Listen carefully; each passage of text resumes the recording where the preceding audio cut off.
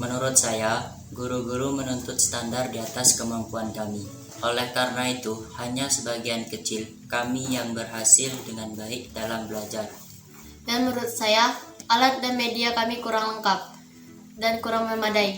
Terus alat pelajaran kurang lengkap dan terutama dalam pelajaran praktikum. Sehingga menimbulkan kesulitan belajar kami. Sehingga kami sulit memperoleh nilai yang baik. Motivasi belajar kami yang kurang baik. Sebagai seorang guru kita harus memberikan sebuah manfaat kepada siswa, ya, harus memberikan manfaat media sebagai salah satu cara meningkatkan motivasi belajar peserta didik. Melalui media, siswa harus mendapatkan hal yang baru yang belum mereka pernah mendapatkan sebelumnya.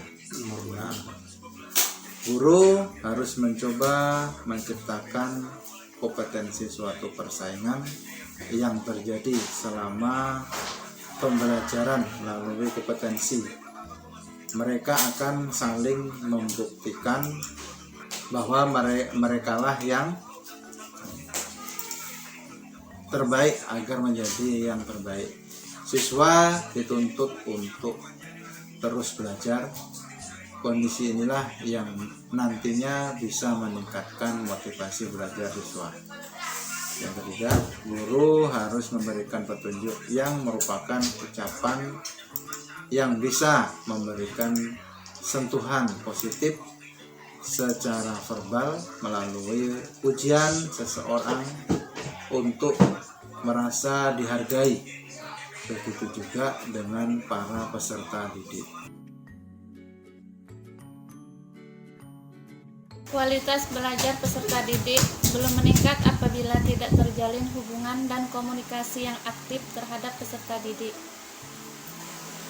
Peran orang tua atau wali murid akan sangat membantu perkembangan belajar peserta didik. Untuk itu, guru harus membangun komunikasi secara teratur bersama wali murid.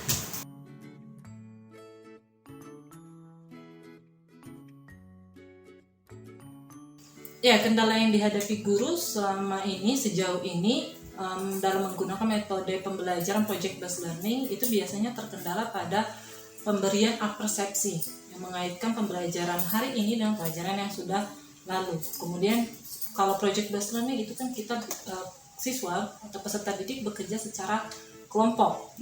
Nah, sementara hanya ada beberapa kelompok yang menyediakan alat dan bahan percobaan untuk penyelenggaraan ataupun melakukan proyek tadi, penyelesaian proyek, sehingga itu yang menghambat penyelesaian proyeknya tepat waktu atau bisa menyelesaikan proyek sampai selesai.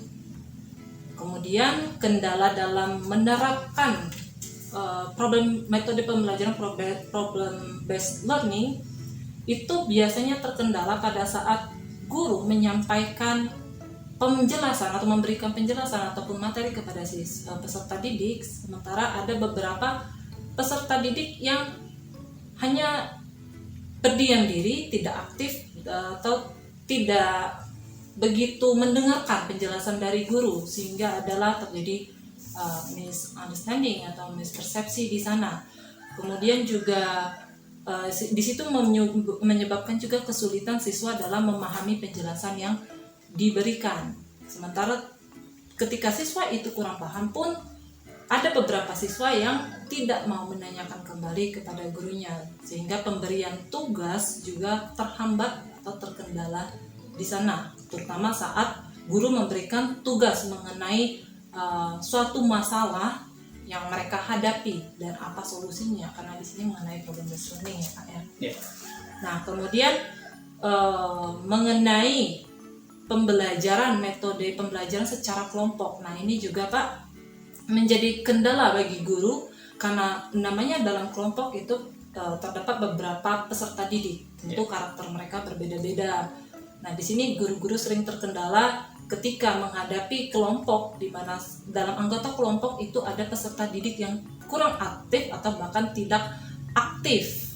Jadi sehingga kurang terjalin diskusi di dalam kelompok itu secara dua arah, ya, kurang terjalin diskusi kelompok yang aktif.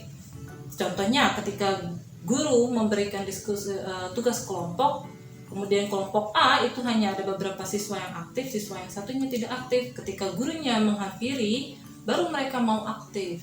Sementara ketika gurunya tidak lagi mengawasi, mereka mulai yang satu diam diri, yang satu ya kerja sendiri gitu. Itu sejauh ini kendalanya.